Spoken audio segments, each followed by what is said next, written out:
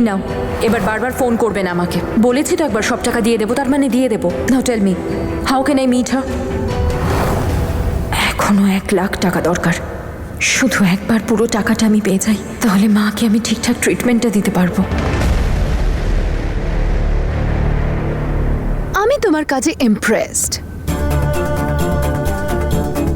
আজ শুধুমাত্র তোমার জন্য বীরের বাড়ি থেকে আমার বাড়িতে বিয়ের কথা বলতে এলো, তারপর আবার তুমি নিজে বীরের সঙ্গে কথা বলে এলে।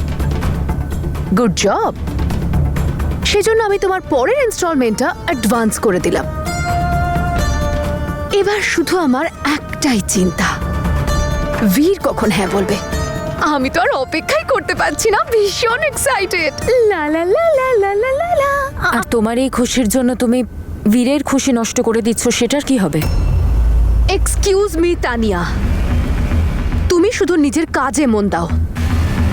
বেশি এদিকে ওদিকে মাথা লাগানোর তোমার কোনো প্রয়োজন নেই, না হলে যে টাকা দিয়েছি সেগুলো আবার কেড়ে নেব। একটা কথা বলো, বীর যদি বিয়েতে রাজি হয় তারপর এই সন্তানের কোনো ক্ষতি করবে না তো? আমি তোমাকে বলছি না বাজে কথা বলা আমার সাথে বন্ধ করো। আমার সামনে বেশি ওভার স্মার্ট হওয়ার চেষ্টা করো না।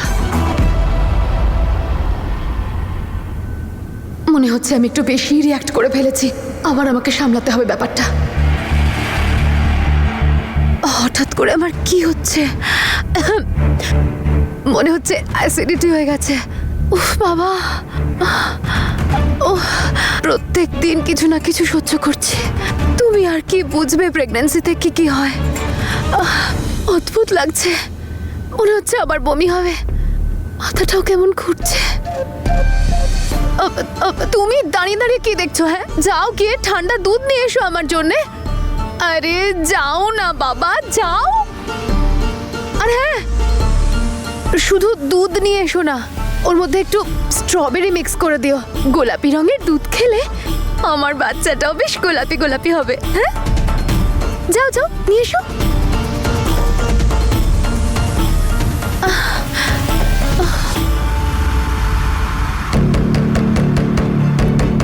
টাকার লোভী খুব, একেবারে খুব শখ না ওর টাকা রোজগার করার। তাহলে আমি ওর মুখে টাকা ছুঁড়ে ছুঁড়ে আমার কাজগুলো করাবো, দেখি আমি বারণ কি করে করে।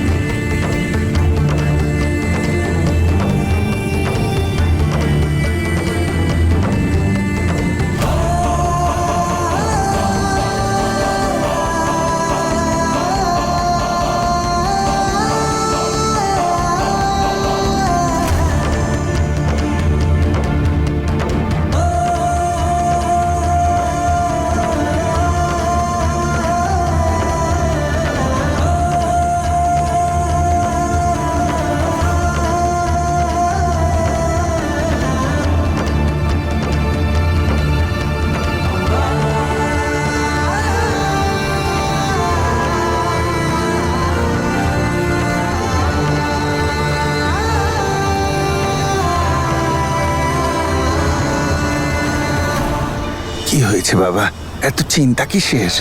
কি হারিয়েছে? কাকে খুঁজছিস? নিজের ভালোবাসাকে খুঁজছি বাবা। ভাগ্য আমার থেকে সব ছিনিয়ে নিয়েছে। আমার ভালোবাসা, আমার জীবন, আমার খুশি সব ছিনিয়ে নিয়েছে বাবা। সবার মনে হয় যে ও এই পৃথিবীতে নেই, কিন্তু আমার মন এটা মানতে অনুমতি দেয় না। আমার মন এটা মানতে রাজিই নয় বাবা। যদিও মারা যেত তাহলে আমিও বেঁচে থাকতাম না। আমি নিঃশ্বাস নিচ্ছি, তার মানে তনু বেঁচে আছে। তনু এখনো বেঁচে আছে, আমার আশেপাশেই রয়েছে। কিন্তু ওকে কোথায় খুঁজবো, কিভাবে খুঁজবো, কিচ্ছু বুঝতে পারছি না বাবা। আমার আর তনুর মনের ডোর উপরওয়ালা পেতেছেন, কিন্তু আমার মনে হচ্ছে যে সেই ডোর কেউ কাটতে চাইছে। বীরের সাথে আমার সম্পর্কে সুতো কোনোদিন ছিঁড়তে দেব না। ঠিক যেমন এই সুতোগুলো নিজেদের সাথে বেঁধে আছে, ঠিক সেইভাবে আমার আর বীরের সুতো একে অপরের সাথে জড়িয়ে আছে। Hello hello hello.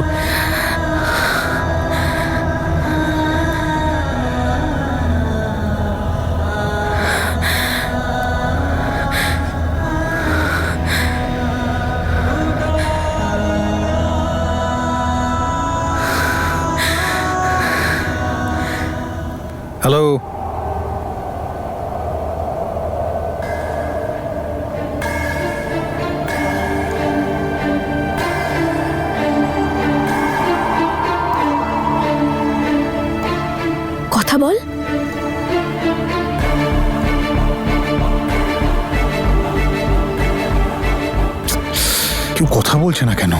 হ্যালো, কে বলছেন?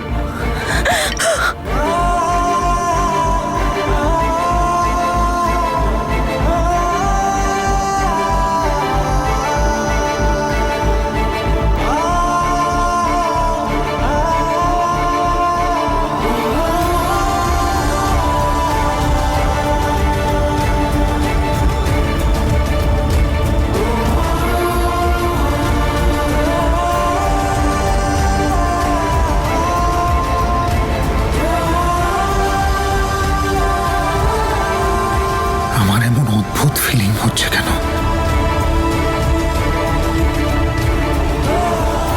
এই স্তব্ধতাটা বড় অদ্ভুত, বড় আলাদা।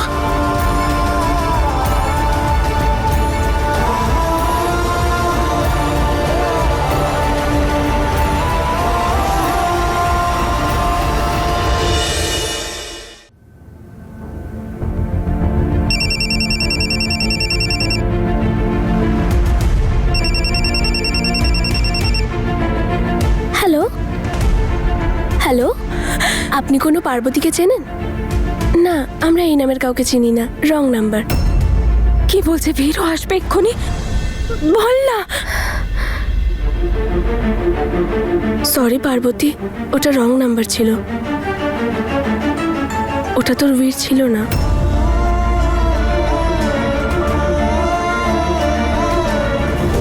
ধুর, কি সব বলছিস? ও ও ও ও আমার বীর মা। আমি ওর গলা শুনলাম, আমি চিনি ওর গলার আওয়াজ। ও বীর, যা খুশি বলছিস। ও ও আমার বীর, আমার বর। দাদা, সব ঠিক আছে তো?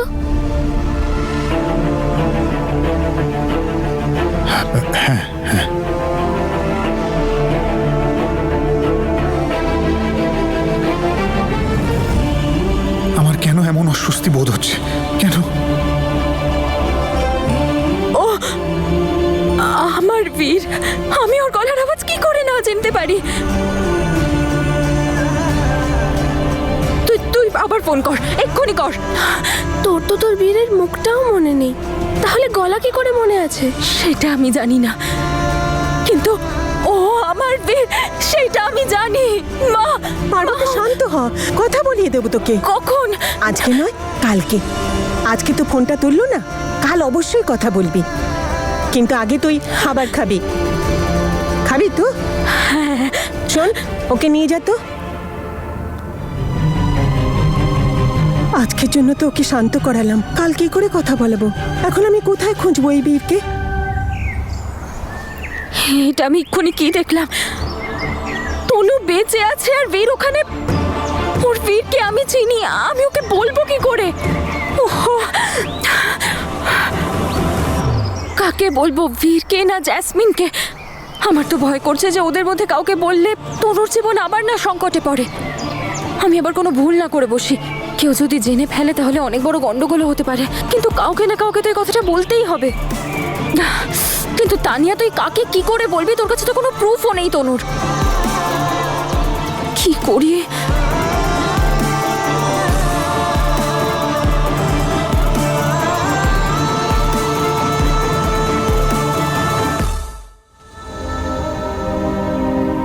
মা, তুমি বৌদির জিনিসগুলোতে হাত দেওয়ার আগে একবার দাদার সাথে কথা বলে নিতে পারতে তো। দাদার তো খারাপ লাগতে পারে। কি জিজ্ঞেস করবো মা? এইসব জিনিসগুলো তো তনুর স্মৃতি হিসেবে রেখেছিল। তনু বেঁচে আছে, ও নিজেই ওর জীবন থেকে দূরে থাকতে চায়, তাই এই জিনিসগুলো ওর জীবন থেকে দূরে চলে যাওয়ার দরকার। ওর সন্তানের সব জিনিসপত্র তো এই আলমারিতেই থাকবে, আর জ্যাসমিন তো এখানেই আসবে, তাই না? আমি চিনি আমার ছেলেকে, ও এত সহজে তনুকে ভুলে যেতে পারবে না। কিন্তু এই জিনিসগুলো ওর সামনে থাকলে না, ওর আরো সময় লাগবে তনুকে ভুলতে। আমি কতই স্বপ্ন দেখেছিলাম বীর আর তনুর বিয়ে হবে, ওদের দুজনের সন্তানদের কোলাহলে এই বাড়ি ভরে যাবে। কিন্তু কপালে কি থাকে কেউ জানে না। কেউ জানতো এরকম সব হবে? আপনার তনু সেদিনই আগুনে পুড়ে মারা গেছে, আর তার সাথে ওর সন্তান।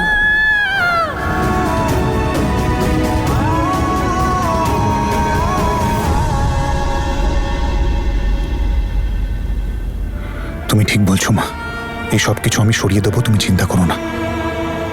আমি জানি বাবা, তোর খুব কষ্ট হচ্ছে, কিন্তু না মা, জীবনের কাহিনীতেই যখন আমার চরিত্র বদলে গেছে তখন জিনিস বদলাতে আর কি কষ্ট। ঠিকই তো আছে, তাই না? বাচ্চার জিনিসপত্র থাকলে পরে আমারও মাথায় থাকবে যে আমার জীবনের উদ্দেশ্যটা কি, আর ওটার ব্যাপারেই ভাববো শুধু। আচ্ছা বাবা, কাল আশীর্বাদ হবে। বিয়ে যখন করতে হবে নিয়ম তো মানতেই হবে।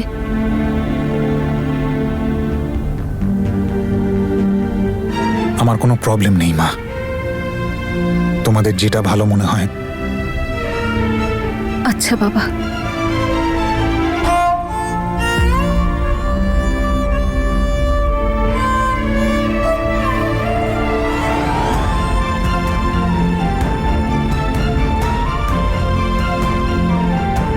এটা শুধু ওড়না নয়, উপরওয়ালার আশীর্বাদ। দেখে মনে হচ্ছে যেন উপরওয়ালা নিজের হাতে আপনাদের গাঁটছড়া বেঁধেছেন, তাও জন্ম জন্মান্তরের জন্য।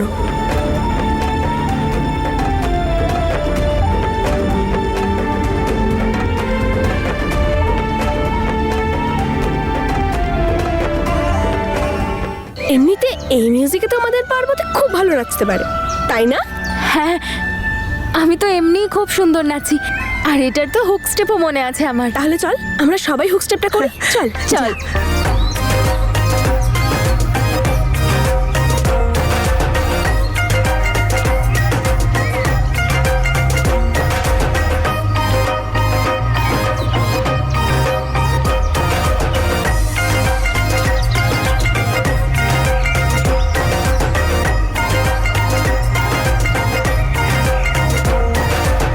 তুই দেখে নিস, বীরের সাথে আমার বিয়ে নিশ্চয়ই হবে, আর আমি বীরকে আমার সাথে নাচাবো।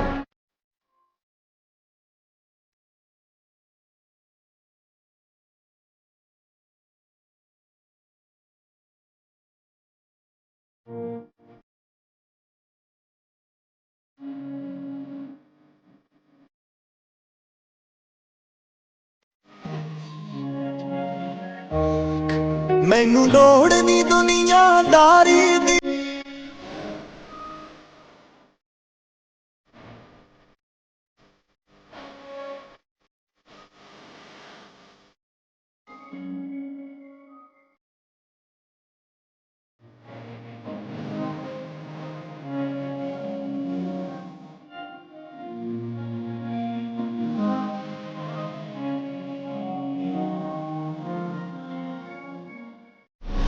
তোমার জিনিসপত্র আমার রুম থেকে বেরোতে পারে তনু, কিন্তু তোমার স্মৃতি, তোমার চিন্তা আর তুমি সবসময় আমার মনে থাকবে, সবসময় আমার সাথে থাকবে। কারণ তোমার সাথে আমার আত্মার সম্পর্ক, আর সেটা থেকে বেরোবার শুধু একটাই রাস্তা আছে, আমার মৃত্যু।